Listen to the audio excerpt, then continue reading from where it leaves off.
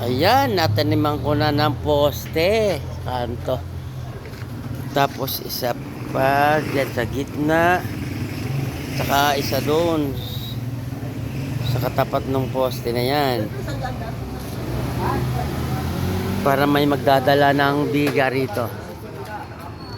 Ayan, ang ganda ng buhos, oh. Ang ganda ng buhos.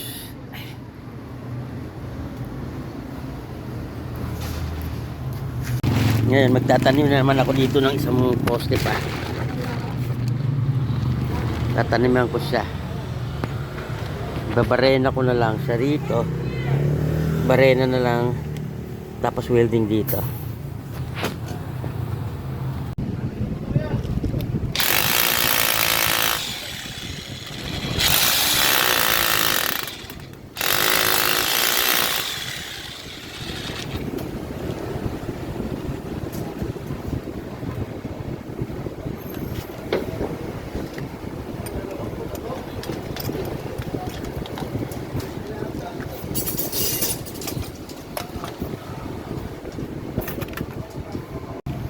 Pag naglalagay kayo ng anilyo galing sa baba, mag-ano ko yun ng 1, 2, tatlong dalawa, 1, 2, tatlong 2, ayan.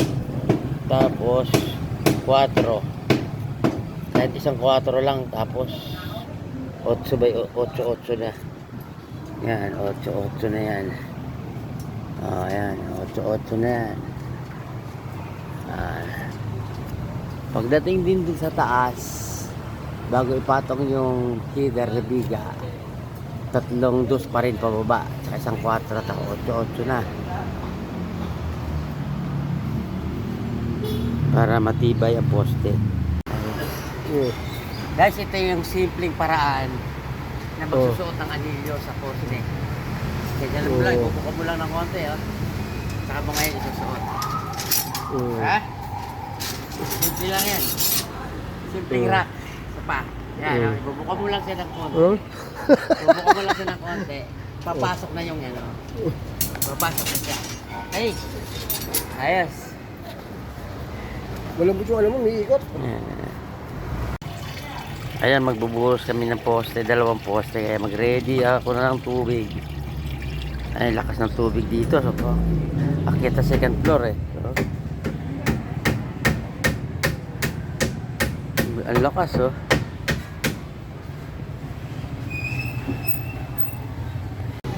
Ayan.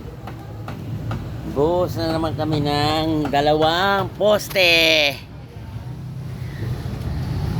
Araw-araw may accomplishment. Ayos lang yan.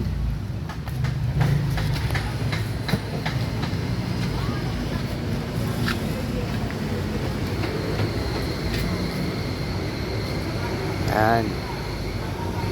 Kailangan mabuo muna lahat ng mga poste bago yan, ha. Bubuhos na naman kami.